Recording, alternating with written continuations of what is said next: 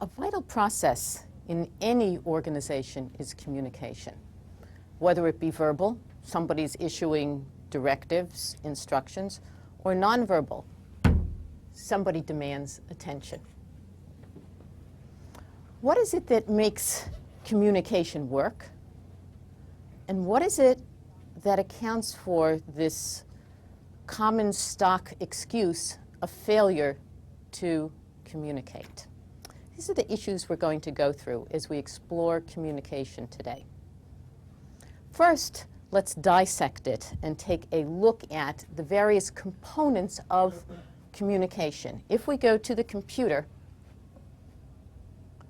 and look at the communication process, what we see is it consists of really three components, and somehow it involves transmitting an idea that you have through some medium to an individual or a group of individuals who have to receive it and then make sense of it. So three things: the sender who encodes the idea, the channel, the way we transmit it, and the receiver who decodes it. But we'll see that in the process, if we take a look at the computer again, there's a lot of room for error in all of this. Where is it that error can occur? Where is it can take place? Well, the first is right in the sender, the person who's trying to take an idea and then transmit it. If the idea is vague in the person's mind, then it's already going to cause trouble. If it's something that's hard to put into words, for instance, when we're very emotional about something, again, it's going to be difficult to transmit it. So the first place that we can run into problems is the person who has trouble encoding that idea, taking that idea and phrasing it in some way that somebody else can understand it. And we all run into those problems, and we run into those problems. You would think that the people who you know best are the people who could understand you the most.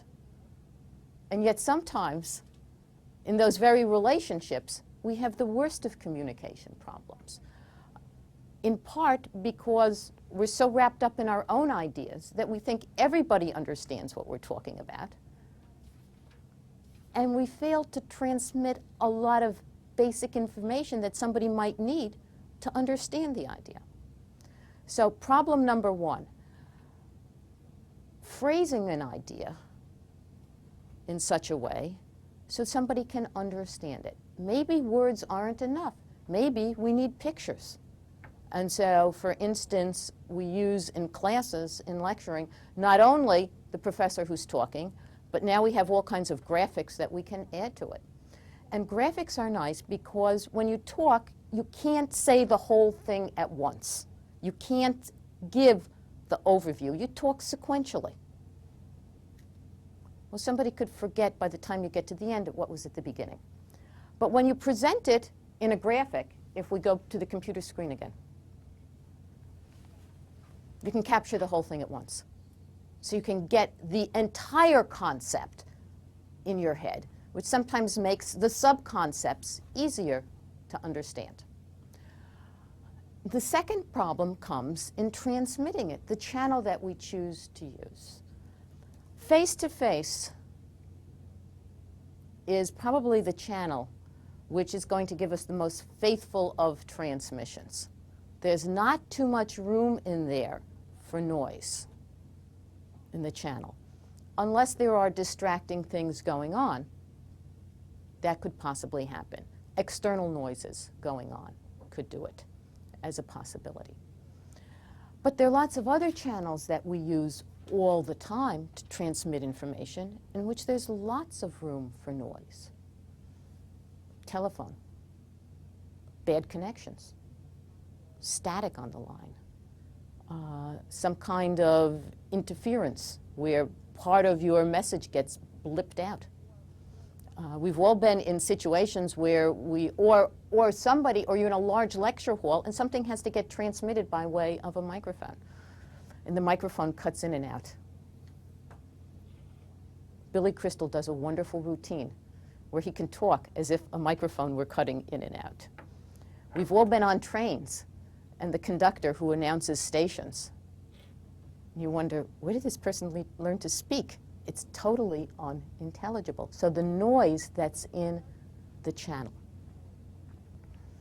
Or in video, the noise that's in the channel, the blurry picture that you keep adjusting and try to tune, or it's jumping around or something like that. So there's ample room to get noise in there and either distort the message in a certain way or to leave part of it out so you're not getting the complete message along the way. All things that can happen in terms of communication. Emails. You're reading something and something funny happens and all of a sudden you've got gibberish on your screen. Something that looks like a needlepoint pattern instead of words. Noise in the line. Common old, we're so used to using it now. Line noise, a stock phrase that we have for some kind of interference in what's going on. And then we have, if we go back to the video one more time, it gets to the receiver. You hear the message. You've clearly heard it.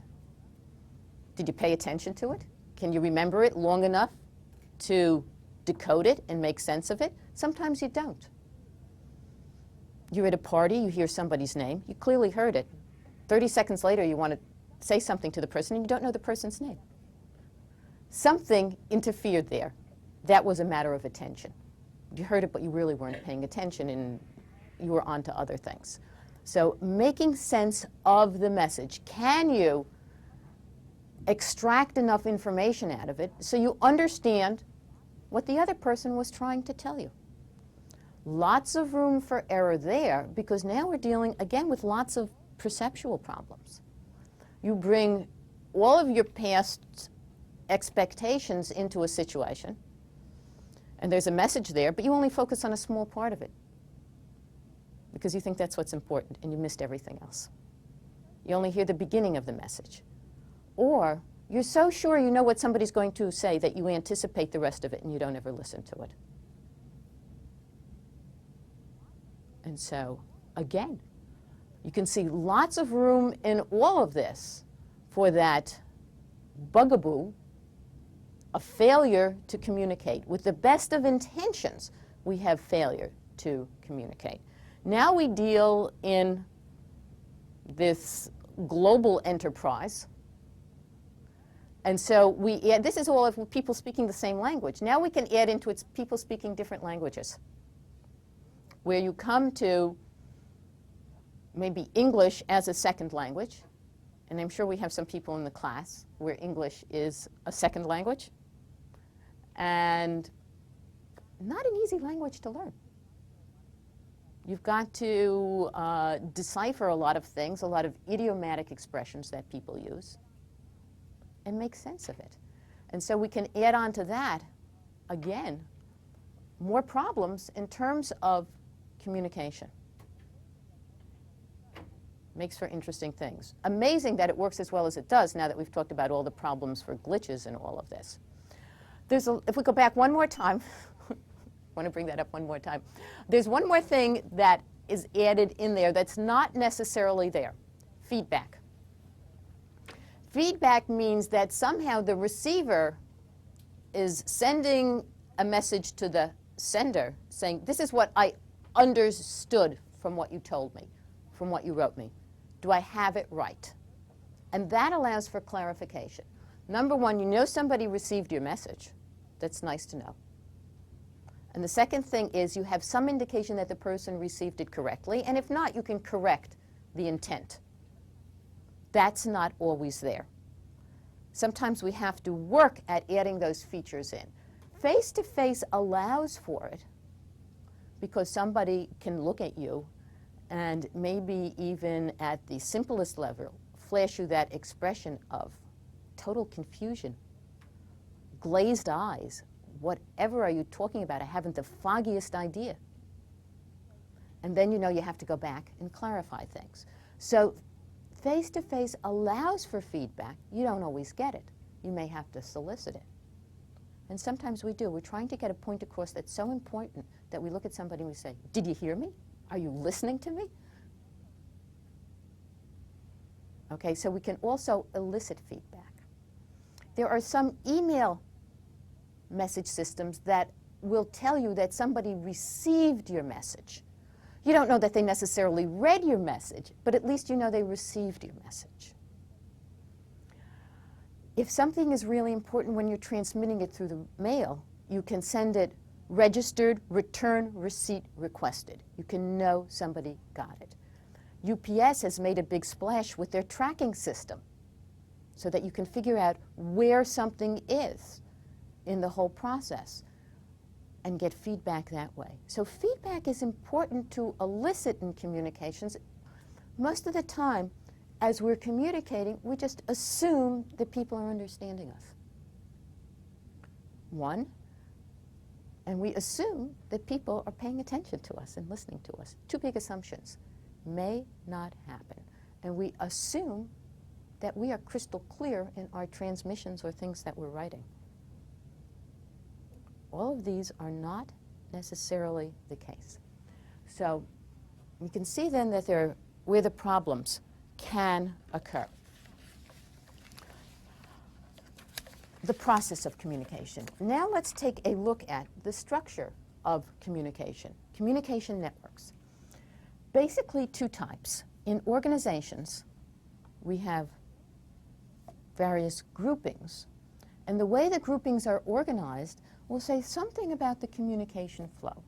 There are centralized networks, and that means that somebody in that network is going to act as a gatekeeper and allow that communication to flow to somebody else. Centralized. Chain of command. It has to, before it can move to the person you want it to go to, it has to clear through central. In some respects, I guess you could say that that big computer out there through which all of our messages goes through is also central in all of this. And unless that's functioning, it doesn't get out and get to where we want it to go. There are then decentralized networks as well. I'm going to take a look at some of these in pictures. And in decentralized networks, all members are free to communicate with other people. Sometimes a centralized network works best, and sometimes decentralized. If we can go to the overhead. Okay. The two on top, the wheel and the chain, are examples of centralized types of groups. Somebody does not get the information unless it goes through somebody else. Some kind of an assembly line, or even a chain of command. We have this one. Okay? It doesn't move up the chain unless somebody chooses to transmit it. It means that all kinds of interesting things can happen to messages going up chains and down chains. But clearly, organizations are usually structured in a fashion where there is a chain of command. And the communication does have to move upward. The wheel could be a group member. Very often, you have the organization of the wheel. When you have people who are working in sales, for instance, and they're in disparate locations, people who are in sales are always out on the road. And the only person they're communicating with is a sales manager. If they need to get information to somebody else in the group, it's going to go through the sales manager. They don't have direct link-ups. They may not know where that salesperson is at the time. Send a message to so-and-so. Okay. There are interesting things happening in telecommunications today so that you may not have to go through central so frequently. For example, people have their personal 800 numbers. Voicemail. You can leave messages for people anywhere, and they can pick it up directly. But most organizations have not advanced to the point yet where all of their sales force have 800 numbers. Lucky if they have cell phones, so they can be in communication out in the field. Cell phones have made an enormous difference in terms of communication. We don't see people queuing up at public telephones as much as they used to. So it would be that kind of situations, and things have to clear through. It turns out that the centralized network for communication works best for tasks which are fairly straightforward and simple. It works best because the person who's in the center can probably take care of it, whatever the task is that needs to be done, maybe some kind of coordination type of task, can get whatever resources or information needs to be transmitted to the person out in the field, and has enough information to do it. It turns out also that in centralized networks, the gatekeeper is the most satisfied person in the network. When you know everything, you have your hands in everything, your fingers in every pot. It's a satisfying position. When you're out in the periphery, you can be in the dark. The expression out of the loop can clearly represent this situation, where somebody's out there and in the periphery of the network and not getting the information you need, or not getting it in a timely fashion, so that by the time you get the information, maybe your competition has come in and closed a deal. Couldn't do it in time. Not good. Okay, what about the decentralized networks? We go back to the overhead. Okay. Two typical ones are either the circle, in which members are in communication with each other, but it has to go through somebody else. It gets passed around. Or an all channel.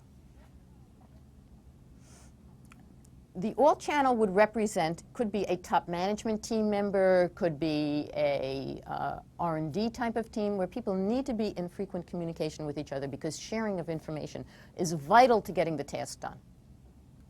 They've got to be able to share information with each other and move this around. In terms of a task force member, given the way we have access to communications today, you're not going to find too much in the way of circles out there. More likely to have all channels where people are all in communication with each other because we have so many channels available to us. But it turns out that for more complicated tasks, clearly the decentralized network works better. It works better because members are able to get the information that they need in a timely way to complete the task, so they're not without information. And you don't have to worry about that bottleneck gatekeeper in the middle who might get so busy that information isn't transmitted in a timely way, and the job can't get done. And in this case, members are clearly more satisfied than members are in a centralized type of unit. So different structures have interesting and different effects, and you want different structures depending on the task. Back to the communication network. The typical, if we can go to the computer, okay, communication direction. In this kind of structure, which is a very typical structure in any organization, communication is flowing all around. The flow typically from top to bottom is going to be in terms of directives and instructions going down. Usually those are going to flow down fairly clearly because they're going to come down in terms of probably written instructions, written directives, written memos. So you're not going to lose information there. It will be available. The information that goes sideways is going to be coordination attempts. Lots of room there for glitches in communication because people may be missing messages among each other. They weren't there to pick up messages in a timely way. The line was busy. Anything else that you can think of. And we'll see how telecommunications is helping overcome some of the areas for information to fall through the cracks. We're going to come back to that when we deal with telecommunications. But as an example, the line is busy. Well, if you have call waiting, you get beeped on that, you can always get a message from somebody. or you can get a backup message. Somebody can leave a backup message. All of these things are available, and you don't have to deal with the problem of the busy line signal where somebody can't get through. And when you're trying to get through, the busy line signal happens to be one of the most annoying things that people deal with. One of the ways to overcome that is to deal with automated communication lines. Some people find that annoying too. Some people just don't want to deal with the menu in communications. I think that there may be age gaps in that, where people don't want to deal with it, and so hopefully it is built in, stay on the line, and somebody will come on and help you, particularly where you have older people calling in. But that helps deal with that annoying busy line signal. An example. From bottom to top, information has to get up, vital information. To the extent that information is left out, distorted in any way, when we start to deal with decision-making next week, so much poorer the decision. Does information get left out and distorted as it moves up the organization? You bet. Why would information be distorted and left out? Well, it's called a self-serving bias. There's another expression about the messenger of bad news who gets shot, okay? And you're just the messenger. You're not even the creator of it. If you find that in an organization something is happening that you know is going to aggravate somebody above you, your inclination is, one, not to report it until you can cover up the mess, clean up the mess. And so you delay the report. And you make up excuses about why it can't be transmitted. Or you try to put what is called a positive spin on something. Present it in a positive manner, because people don't like to hear bad news. It upsets us to hear bad news. We have people out there in the public relations industry that are called spin doctors. Their occupation is to make bad news sound like good news. Our desire for good news all the time out there. And so sure, we become practiced at it. We know we're going to pay the penalty for transmitting bad news. And so we try our best to put the good light on something. The problem with that is that happens at every level in the organization. And so as information moves up the organization, the people at the top may be getting a totally distorted picture of what's happening down at the bottom. Doesn't reflect reality at all. This is a real problem.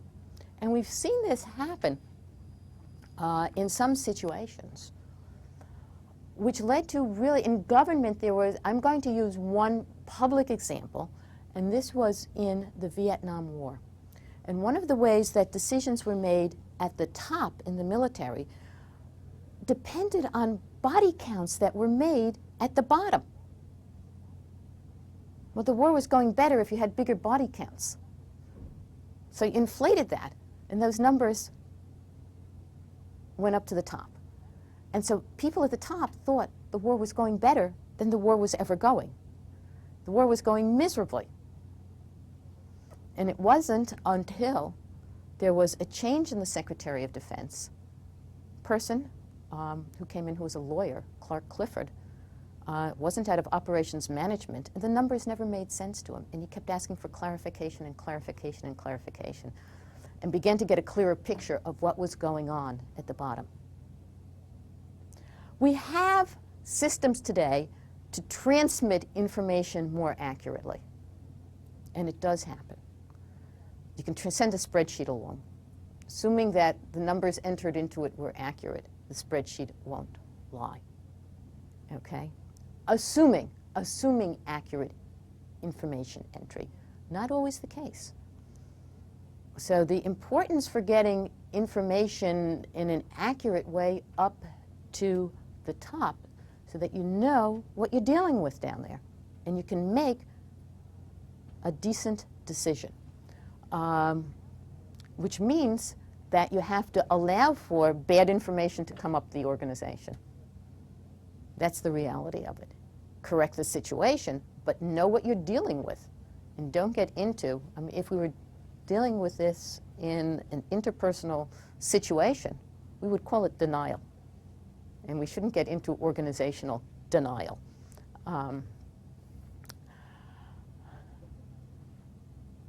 Okay, sometimes information does get distorted going down.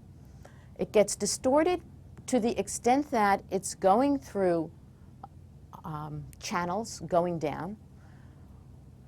A president has a meeting with a vice president who has to transfer information to an associate vice president down to managers. As it gets transmitted on the way down, there's lots of room for material getting left out, and there's lots of room in there for distortion as well.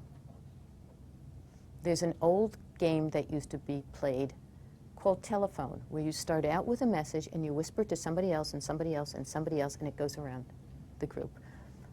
And by the time it comes out, the message at the end sometimes bears no relationship to the message at the beginning, and sometimes may be exactly the opposite of the message at the beginning.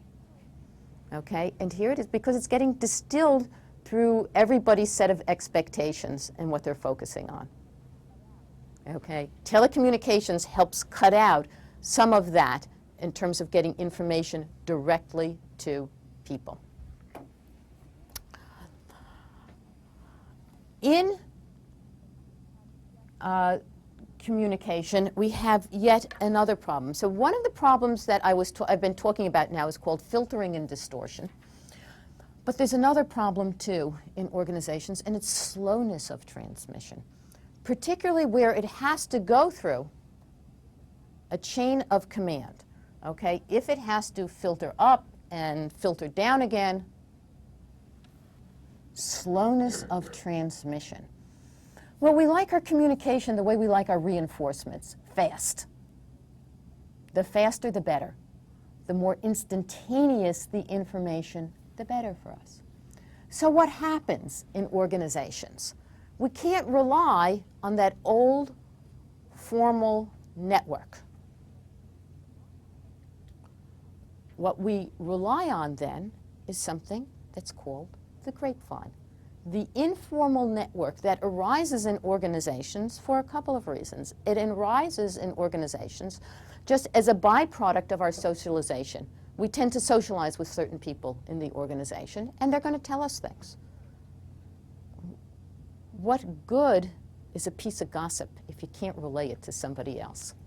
And so the gossip mill operates by way of the grapevine in the organization. And you also get informal communication because you can't wait to get the information. You make your contacts with other people in the organization to get it on an informal basis before the formal information comes out. And it allows you to update things and, again, make appropriate decisions. So we have lots of informal communication going on in the organization. And if you were not to have that informal communication in the organization, you'd have a lot of inefficiency in the organization. The organization needs informal communication networks. But there's a problem with informal communication networks as well. The problem is inaccuracy, because that's largely a face-to-face type of communication. And people only hear something, or they hear something and don't know that it's not true. They can't check the accuracy.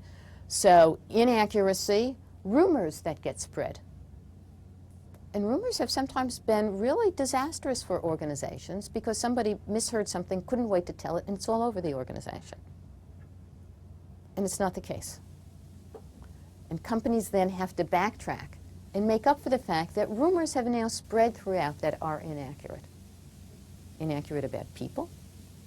That was never the case. Somebody was never intending to leave, and it's all over the place that somebody's left the organization, as an example. Inaccurate about a product. rumors. One of the interesting rumors that spread, it wasn't within the organization, it was a rumor outside the organization.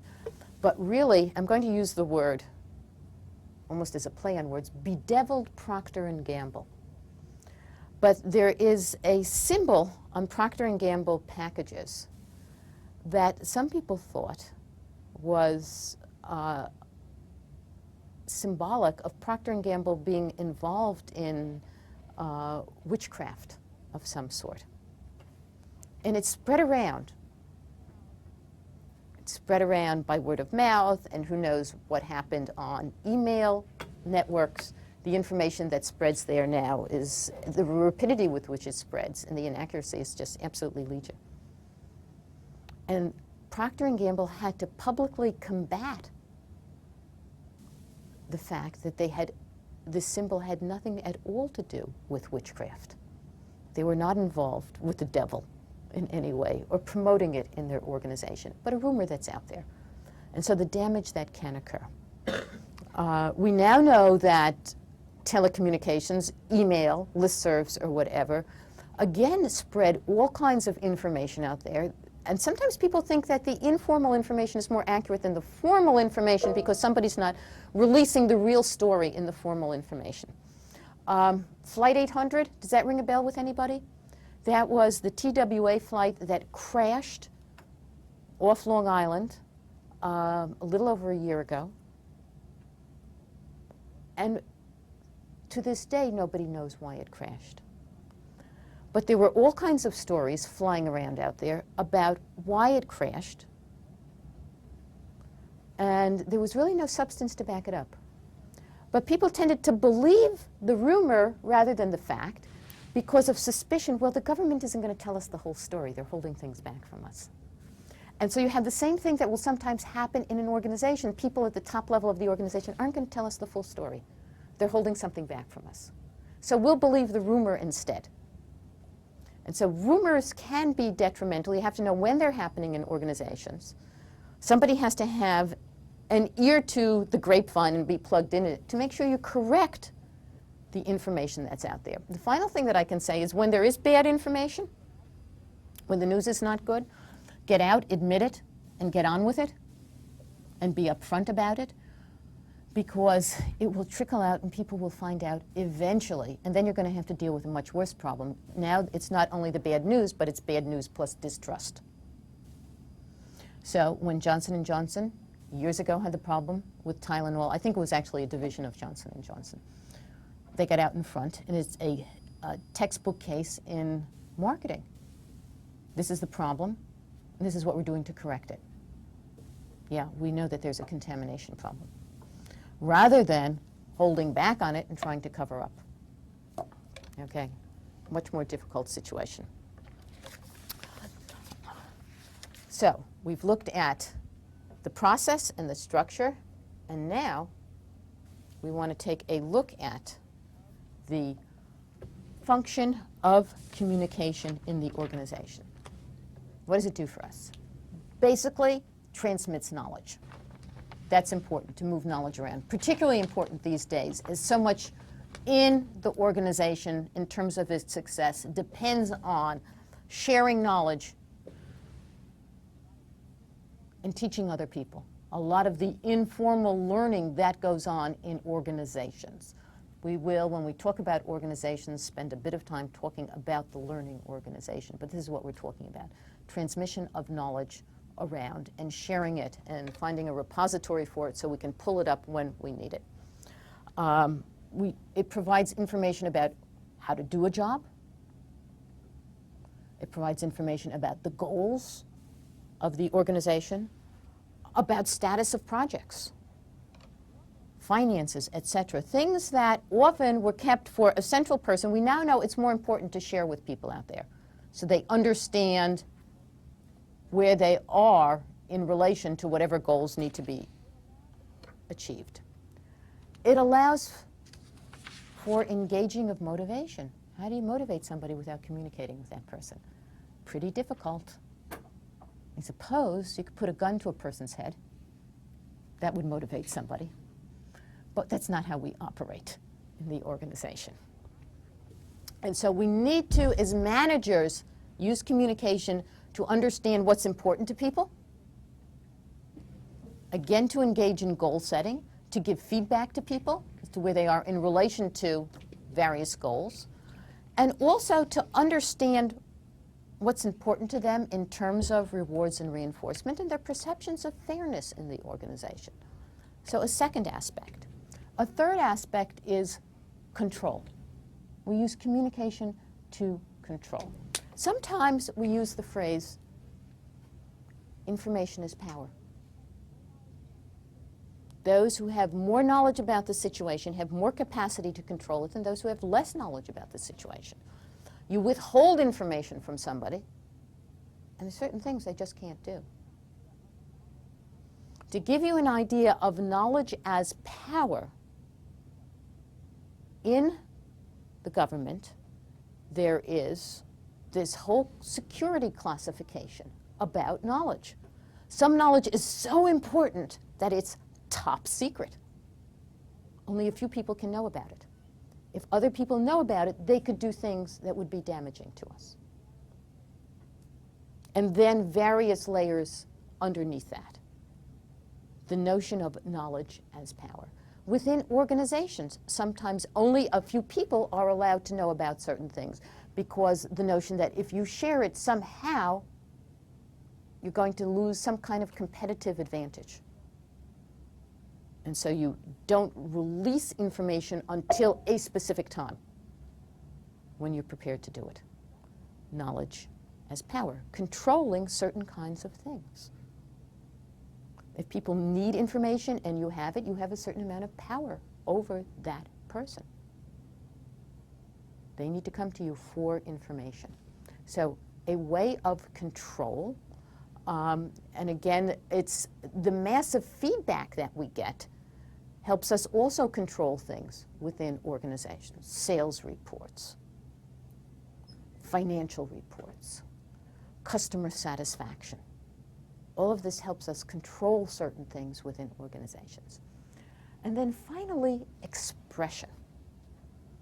We use communication not to just express knowledge, but we use it to express emotions. Emotions are so hard to keep bottled up. They just demand for some kind of release. Think of yourself when you're really angry. You express it to yourself if you have nobody else to express it to. The anger just seems to need to be vented. So we need to communicate emotions as well as information. And they do have a way of seeping out and getting out there. Sometimes we can't express them verbally. We can't express them verbally because the situation doesn't permit it, or we can't express them verbally because we're so emotional, words literally fail us. Or we're so surprised about something, we're dumbstruck. We have all these expressions that exist out there that capture the sense when we are overwhelmed emotionally. And yet, we find a way of expressing it. And how is it that we express it? Well, I'm going to come back to verbal, because I've been speaking about that so much. But I do want to speak now about nonverbal expression, because that captures so much of our emotion. We use nonverbal even when we're using verbal. We use nonverbal to add emphasis. Emphasis. Catch somebody's attention while we're engaging in verbal. So body language tells us something about it. 3 basic ways of expressing things non-verbally include, and we talked about this before when we talked about perception, but now we need to come back and talk about it again in terms of communication. Facial expressions. Our faces are very expressive, and we don't usually work too hard at controlling them. we're not actors and actresses. We don't see ourselves as being on stage. And so even when we can't express something verbally, the emotion flashes across our face. We don't get a promotion. Well, it's not appropriate to break down and cry. Sometimes that does happen, but it's not seen as being businesslike. But we sure know how to express disappointment. We have what is called the crestfallen look. Our body posture expresses disappointment, and our voice, which is even more difficult to control, expresses disappointment. And so we communicate it even in a situation which doesn't socially allow for full expression of our feelings. Or we're in a performance evaluation interview, and we're getting messages that we think just aren't fair about our performance. Not appropriate in a business situation to explode with violent temper. We don't accept that. That's unacceptable behavior. And yet we have flashes of anger on our face, which come across to people, and our voice takes on that controlled, cool, angry tone that we need to use, because if we were not to use that super control, we would erupt in screaming, which is one of the ways that we indicate our anger as well. The tone of voice communicates things. So facial expressions. When we're happy about something, we can't help but smile about it. Smiles are just so natural. And so we communicate things that way. So we communicate an awful lot with facial expressions. And we communicate also with body language. You communicate interest with body language. You can communicate power with body language. So much that we can communicate. You can communicate openness and trust with body language. You can be very reserved in the way you hold your body, or you can be very relaxed and open in the way you hold your body. What's interesting is, and we understand all of these things, we learn these things because of the culture that we live in. But remember, we're living in what is called the global village, the global economy. And so what we come to understand in nonverbal communication in our culture may not be true cross-culturally. And so you better know what the differences are when you go to another culture, so you don't use the wrong nonverbal expression and totally miscommunicate something. So nonverbal. We also use dress to communicate things. We use dress in terms of uniforms, which tell you something about an occupation, about power. That uniform, the policeman's uniform, tells you something about the policeman. Okay, a particular career, occupation that you need to give some deference to. And it commands that. Medical profession, a little bit less in terms of using uniforms. But uniforms command a certain distance and a certain respect. And you respond differently to the doctor who wears the white jacket. So what do you message? You know, like, I'm formal, I want to be known as doctor. To the person who's just dressed casually. And you can address more openly and somehow have a freer communication with that person. So dress says a lot about a situation. The formality, the informality, the status communicates all of that. And we use space and we use time to communicate non-verbally as well. We use time as a way of controlling people. We use time to make people wait for us. That's a way of controlling people. They have to sit out in the office. And we use space as a way of controlling people as well. The open door versus the closed door. And so the closed door, where you have to go through the secretarial gatekeeper, and you can't get in to see the person, communicates something entirely different. You better be formal, and you better be deferential, than the office that's open, where you can just poke your head and say, "Hi, can I come in?" Not so much deference used there. No status manipulations being used in that situation. The other is the use of space for a lot of status manipulations. And we will see in organizations, when we deal with that in status, the higher up one is in the organization, the more space somebody has around him or her. So if you want to go to see the very top person in the organization, how many gatekeepers do you have to clear through? How many inner offices do you have to clear through till you get to the final inner office? Lots. People who are not so high up in the organization have fewer gatekeepers till you get to the person who has no gatekeeper at all.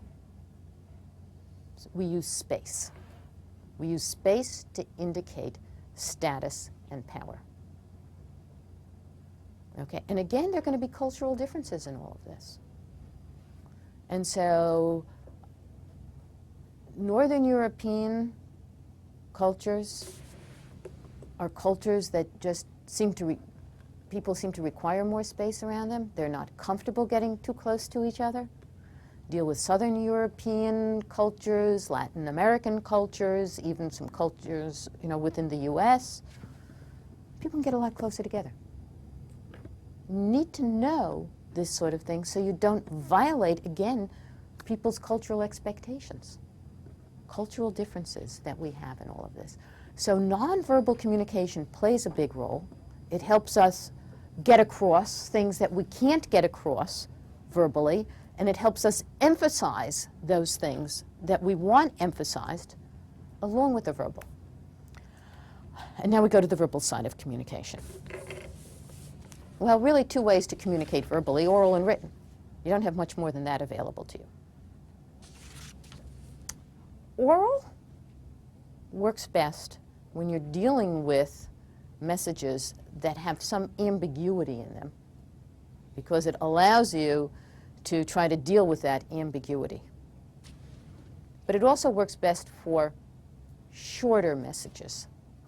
If you have a long message, you don't want to communicate it orally because people can't remember from beginning to end. I often think about, I think once a year, Fidel Castro gives a talk in Cuba that lasts somewhere between 5 and 6 hours. And I often wonder, one, how he has the stamina to give that kind of a talk, and two, how anybody has the stamina to listen to that kind of talk. Quite incredible. So oral for shorter messages and for some ambiguous messages, written for messages that are long and complicated so that people can go back and look at text and review something and reread it to clarify what's going on. They need to have written directions. And now we need to consider the medium. We've been talking a lot about the content of the message and how people transmit it and how people receive it. And now something about the medium as well and transmissions. One of the concepts that's being used today in communication is something that's called information richness. The more channels that are used, the more ways of transmitting a message, the richer the message is. It communicates a lot. So face-to-face gives us the most information richness that's possible. The most because there's verbal, there's visual, and there's feedback, all wrapped up in one. You can't get better than that, and it's instantaneous.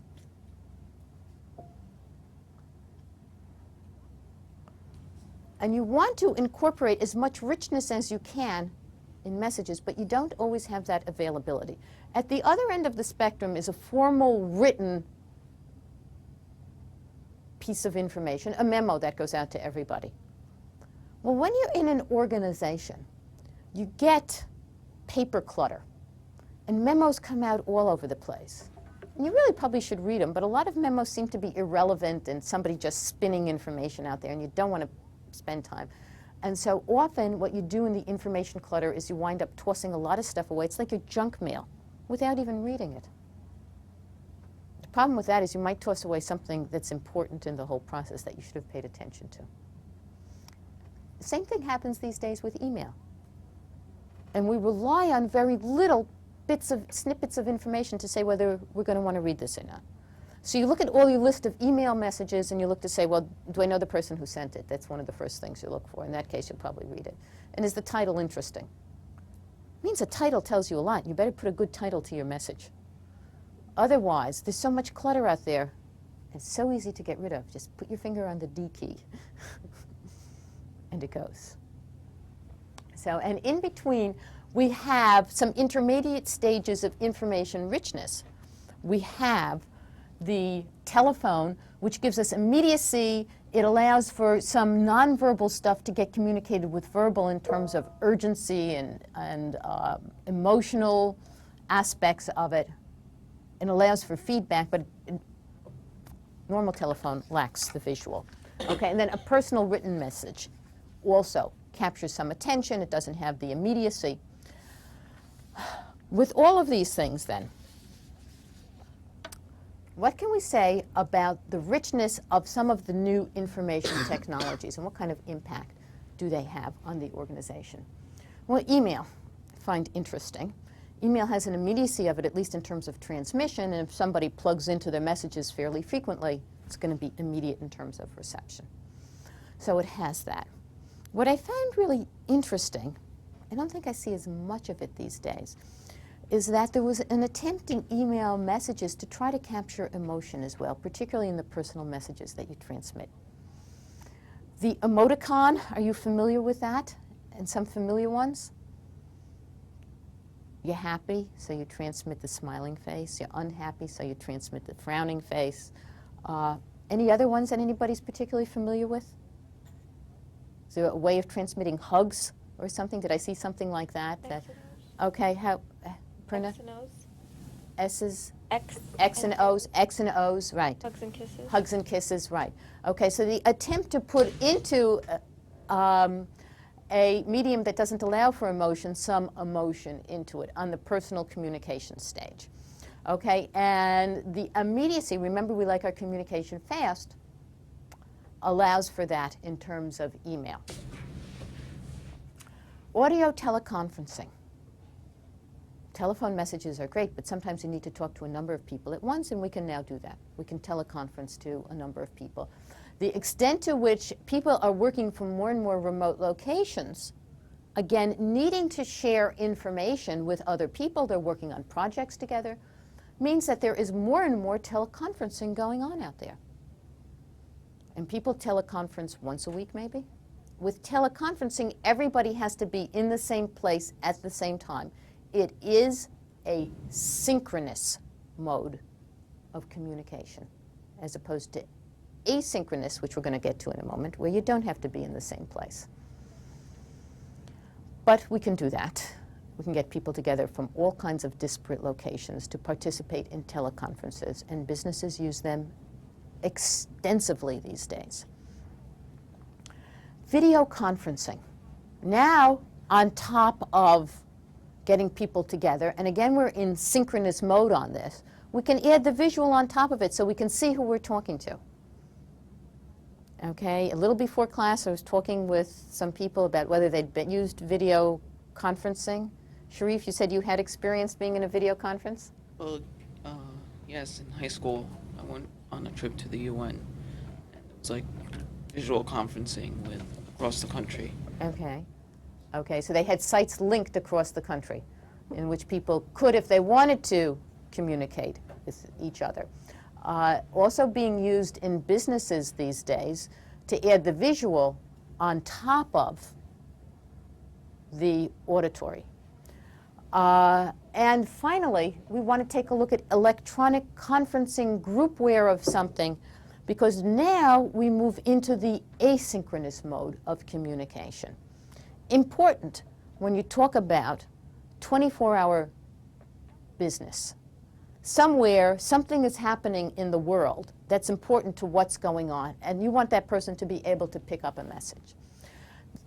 In this case, we have, I should add in, voicemail allows this sort of thing, where you can pick up your messages anytime, any place, and transmit messages as well. You can program it to get messages out to a lot of people.